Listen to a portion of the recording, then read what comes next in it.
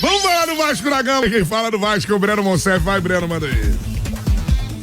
Vamos lá, o Vasco que só joga no sábado contra o Dragão Atlético Goianiense. Tem hoje o primeiro dia de trabalho do Felipe Maestro, né? À frente do Vasco.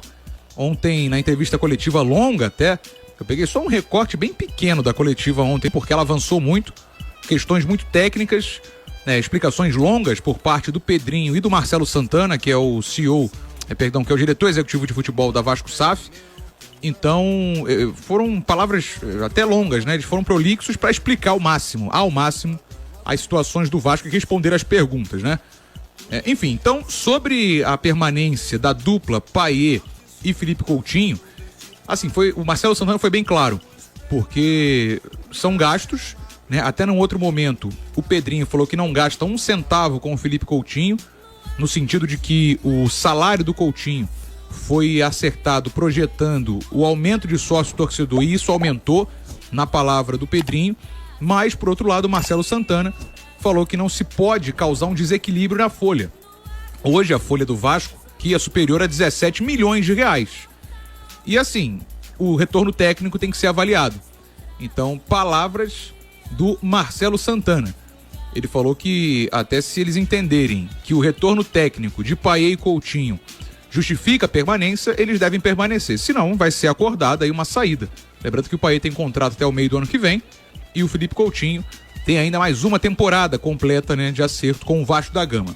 Vamos acompanhar. O planejamento já começou, o Vasco está andando, pensando, é claro, em 2025, ainda com esse resquício chato de permanência na Série A, tendo que, na verdade de queda, né? Tendo que ser zerado esse resquício aí de queda, pensando no ano que vem para permanecer na Série A. E aí sim, planejar de fato o trabalho. Lembrando, sábado tem Vasco e Atlético Goianiense, 9h30 em São Januário, 9h30 da noite, com Felipe Loureiro, Felipe Maestro, à frente do Vasco. É muita coisa para ser feita entre esse ano e o ano que vem no Vasco, né? Primeiro, há de se decidir se vai ser vendida a SAF. Se não for, a realidade é essa. Os jogadores vão sair, até que em profusão, vários jogadores têm contratos acima do que o Vasco pode pagar. E o horizonte não é animador. Não. Fora a venda da SAF. O Vasco vai fazer contratações olhando para a Série B, olhando para um mercado específico do futebol brasileiro. Oportunidades de mercado. É isso aí. Vai ter que ser criativo o Vasco, né? Sem dinheiro você tem que ser criativo. Tem clubes que conseguem, né? A gente tem alguns exemplos do futebol brasileiro. Acho que o Fortaleza é o maior deles, né? Tá? De que conseguiu ser competitivo, disputar grandes coisas, tendo um orçamento bem mais enxuto que o da maioria. A gente sabe que o futebol nordestino, em grande parte, tem um acesso bem menor à questão do dinheiro, né? E o Fortaleza conseguiu se virar bem nesse sentido. E aí você vai se reforçando, se reestruturando, negocia melhores patrocínios. Eu acho que o Vasco tá muito distante disso, tá?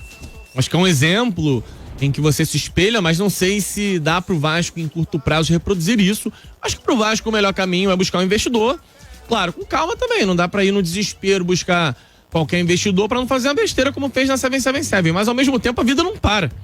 O calendário ano que vem é uma loucura. Sim. Você vai ter dezembro pra descansar, em janeiro, quando você piscar, já vai ter jogo do Campeonato Carioca. Não que o Vasco tenha que correr com planejamento por causa do Carioca, mas vai ter que de alguma forma acertar nas suas escolhas e eu também não tô muito otimista não. Bom, vamos falar então sobre esse primeiro dia, projetando o jogo de sábado contra o Atlético Goianiense e os outros dois, já que o Felipe é interino, né? O Felipe não chega para ser o técnico do Vasco pensando na próxima temporada e não tem essa possibilidade, né? Até o Pedrinho falou ontem que o Vasco tem que ter velocidade e não pressa para escolher um nome para comandar o Vasco pro ano que vem. Tem surgido vários nomes, né? A especulação acontece, mas assim, não tem nenhuma negociação neste momento por um técnico pro Vasco.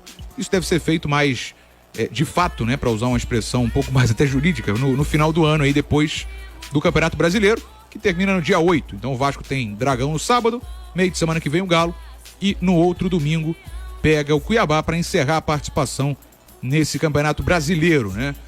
Então, a expectativa é que o Felipe depois siga na comissão técnica e que a gente tenha uma reforma drástica no elenco do Vasco. Jogadores até que o Vasco já tem emprestado, que quer vender, ou outros que o Vasco pretende emprestar ou até dispensar. Às vezes vale mais a pena você dispensar um atleta, acordar um valor, e dispensá-lo do que seguir pagando salário sem tê-lo à disposição. Então o Vasco deve fazer uma mudança drástica. Isso passa até pro Payet e Coutinho, né? Até Payet e Coutinho não estão com a permanência garantida pro ano que vem, não. Isso aí vai ser avaliado ao final da temporada pela questão técnica dos dois. Então a gente pode esperar de fato uma mudança até drástica nesse elenco do Vasco, uma mudança de perfil com jogadores do próprio cenário nacional e pela realidade financeira do Vasco. Ainda não temos em vista um proprietário novo, né? Em vista, digamos assim, no horizonte de fato para o Vasco SAF. Então a situação é essa. O Vasco hoje tendo o primeiro dia de trabalhos com o Felipe, deve ter a utilização de jogadores da base para dar uma oxigenada no elenco e tentar terminar com cabeça erguida. Tem 2 times já rebaixados, né? O Dragão e o Dourado, o Atlético Goianiense e o Cuiabá. Nesse planejamento para 2025, com essa interrogação gigante, né, o Léo e Vitor, em relação ao poder financeiro que o Vasco terá em 2025, né? Precisa ganhar mais um jogo antes, né, Azevedo? Acho que precisa de mais 3 pontos. Tu acha que ainda precisa de... Precisa, claro que precisa. Acho que tem 43. Precisa ganhar mais um jogo. Bom, sinceramente, não passa pela minha cabeça hoje possibilidade de rebaixamento. O Vasco pega, como disse o Breno, 2 rebaixados, Atlético Goianiense e Cuiabá. Tem que ganhar um desses.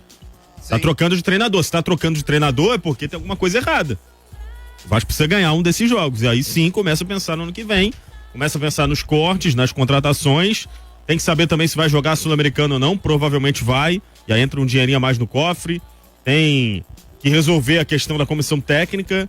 É um planejamento difícil para quem tá em condições ruins, desfavoráveis no quesito finanças, né? Vai ter trabalho, Pedrinho.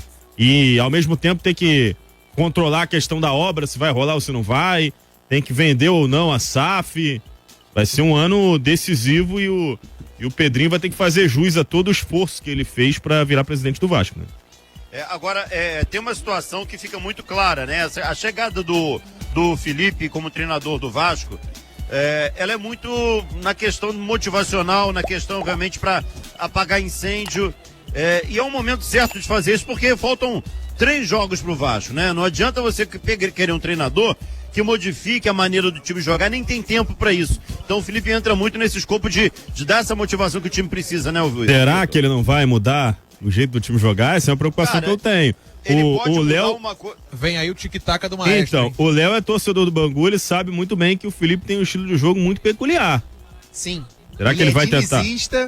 Ele é dinizista e ele tinha um carinho por alguns jogadores, um goleiro específico que jogava bem com os pés. Imagina, Azevedo, volante. aquela troca de passe na saída, ó, do Léo Jardim pro Léo Pelé. Em cima da linha. Michael, aí Léo Pelé pro Maicon. Aí o Maicon chama o Cocão, aí o Cocão devolve, né? Aquela troca de passe. E assim, ele é dinizista do estilo clássico, de às vezes colocar um volante na zaga. Isso. Pra qualificar a saída de bola. O protocolo de emergência. Aí ele recua o Cocão como um zagueiro. Isso. Entendeu? Aí ou já, Hugo já Moura. na planta. O Hugo Moura também pode recuar como um zagueiro e botar mais um atacante. Olha que beleza. Eu não tenho essa certeza toda de que ele não vai mexer na forma de jogar, não, cara.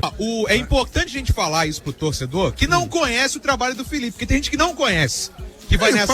Perguntaram aí se ele era treinador, pô. O cara tem licença, pô. Já vai pro, sei lá, o 8º clube na carreira. Ele treinou o Tigres com o Pedrinho, Volta Redonda, Bangu. Mas ele tem o estilo de jogo dele, tem as convicções dele. As mesmas teimosias que todo treinador tem. Inclusive, as primeiras fotos do Felipe como treinador foram de Vitor Costa. É mesmo, lá no Tigres. saudoso... O Pedrinho era auxiliar técnico dele. O Tigres foi rebaixado para a 2ª divisão do Carioca nesse ano. Não fizeram uma boa campanha. Vamos aguardar. Vai ser interessante ver esse tic-tac do Maestro aí.